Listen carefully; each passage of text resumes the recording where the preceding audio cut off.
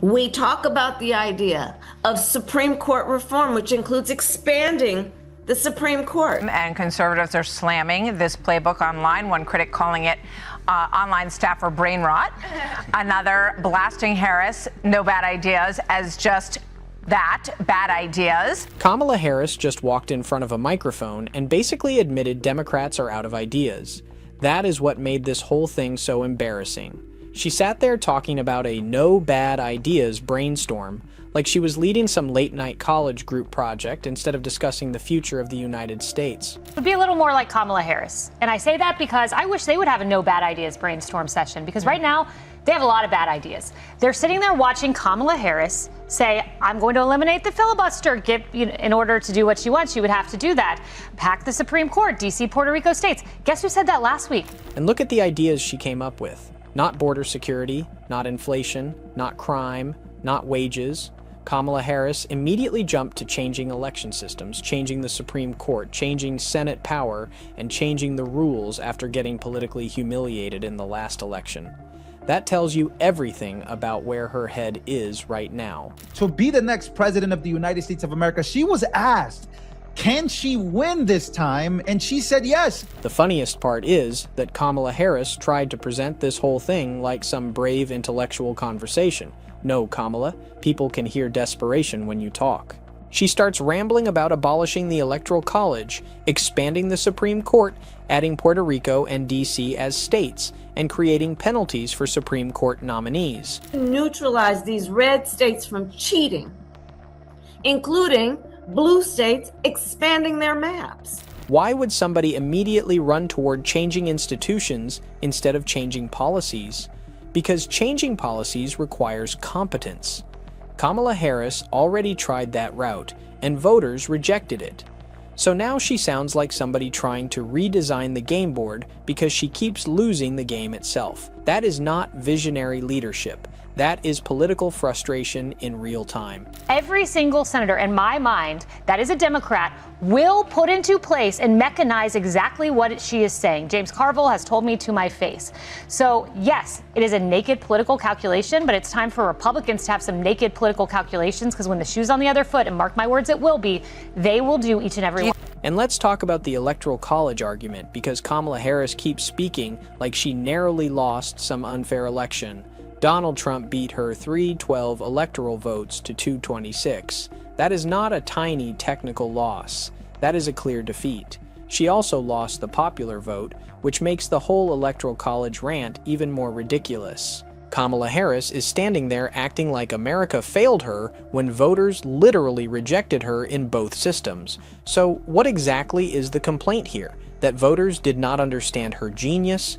That Americans were supposed to ignore rising prices, immigration chaos, and public frustration because Kamala Harris smiled awkwardly during interviews? How does that make sense? Right? She is trying to gather up and go against everything the founding fathers basically committed for the country, committed themselves to the country, what they wrote down in the Bill of Rights, Constitution as a whole, the rule of law. She's just like, yo, you know what? We're just going to get rid of all of that. To a Senate Judiciary Committee that we agree that it is right to have ethics rules for Supreme Court justices. That is why people started roasting this no bad ideas line immediately, because Kamala Harris did not brainstorm solutions for Americans. She brainstormed survival strategies for Democrats. Every idea she pushed was process politics: change the courts, change the states, change the voting structure, change Senate math. Nothing she discussed actually helps families struggling with everyday life. Well, I think it would be a very bad idea for Democrats and even for Kamala Harris herself to run for president again. And it's a real possibility. She did an event with Al Sharpton last month, and he asked her directly, and her response was, listen, I might. And now she's on a podcast talking about brainstorming. You cannot walk into a grocery store and pay less because Kamala Harris wants to expand the Supreme Court.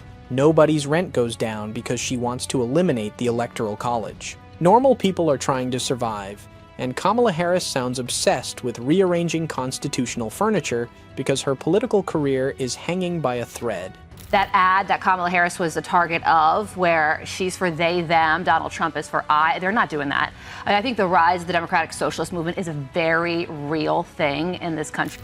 Then Kamala Harris moved into Supreme Court expansion, which Democrats keep trying to rebrand every few years like people are too stupid to notice. She says, Supreme Court reform. Everybody hears court packing. That is what this is. Democrats only suddenly discover problems with the Supreme Court when they stop controlling it. Funny how that works. Kamala Harris talks about ethics rules and punishing nominees who lie to the Senate Judiciary Committee, but people are not blind. They understand the real goal here. The goal is power.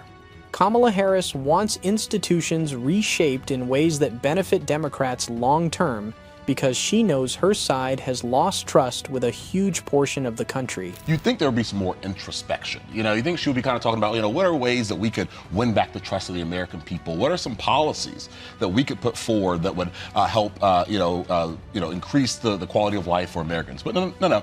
Their whole idea brainstorm is about how do we rig the system to make sure that we can win and we never lose another election. Ron DeSantis completely nailed this point when he said America's founders created an amendment process to reinforce principles, not destroy them.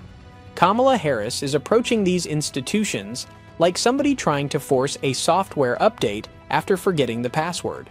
Nothing about her tone sounded confident. It sounded bitter. She talked about fight fire with fire and neutralizing red states from cheating. Think about that language for a second. Kamala Harris is not talking about persuading Americans. She is talking about neutralizing political opponents. That sounds less like a campaign message and more like somebody furious that voters are refusing to cooperate with her ambitions. How do we make sure that we get rid of electoral college, which, as you pointed out, would not actually help her anyway, but, get rid of electoral college? How do we could pack the Supreme Court, let's add in new states. All of these ideas, as you said, are processes not actually geared towards policies that help Americans. Then came the Puerto Rico and D.C. statehood push, and again, Kamala Harris accidentally exposed the entire strategy.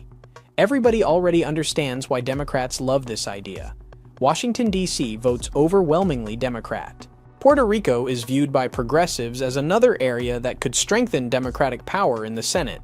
Kamala Harris is pretending this is some beautiful Democratic awakening when the political calculation is painfully obvious. Add new states, gain more senators, shift long-term balance, keep Republicans boxed out nationally, and she wonders why people say Democrats are trying to rig systems instead of fixing problems. George Conway decides to go and he says, the conservatives today are really the Democrats who are trying to conserve the institutions of a republic. But the Democrats are literally, like Kamala Harris, are currently calling to make D.C. and Puerto Rico states. What makes Kamala Harris look especially weak here is the timing. She is already being discussed as a possible 2028 candidate, while figures like AOC are pulling attention away from her inside Democrat circles. Even commentators on television were openly questioning whether Democrats are about to repeat the Hillary Clinton mistake by rerunning another deeply unpopular candidate because they cannot find anyone better. That has to sting. Kamala Harris went from being presented as the future of American politics to sounding like somebody desperately throwing constitutional ideas at the wall, hoping one of them saves her career. And somehow she thought the phrase, "no bad ideas brainstorm," was going to make this sound serious. She didn't lose just the Electoral College vote. She lost the popular vote.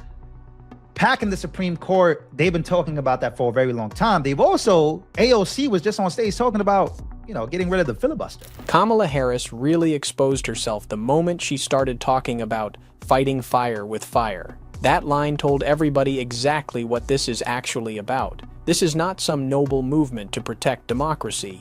Kamala Harris is angry that Democrats lost power, and now she wants Americans to believe the system itself is the problem. That is why she started ranting about neutralizing red states from cheating. D.C. and Puerto Rico states to amass power in the Senate to expand and pack the Supreme Court of the United States and to abolish the Electoral College, right? So you just heard Kamala Harris, but here's George Conway saying that Think about how reckless that language sounds coming from somebody who already failed once on the national stage. Kamala Harris is basically framing half the country as illegitimate because voters refused to hand her the White House. Instead of asking why Americans rejected her message, she jumped straight to redesigning institutions. That should concern people. In that, plus more, and now you have Kamala Harris, who, again, is going to run for president, even though she's like super low on the polls. That just lets you know exactly where Democrats are at. Here's the worst part about this, right? And the media panel discussing this accidentally exposed another brutal truth about Kamala Harris.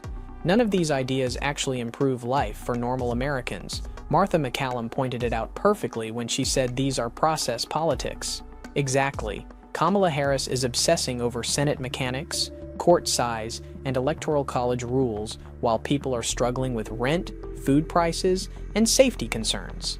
That is why her messaging feels so disconnected. Kamala Harris talks like somebody permanently trapped inside a strategy meeting in Washington. Regular Americans are asking how to survive another month financially, and she is talking about adding states and restructuring courts like that magically fixes anything. The priorities alone make her look completely out of touch. George Conway decides to go and he says, the conservatives today are really the Democrats who are trying to conserve the institutions of a republic.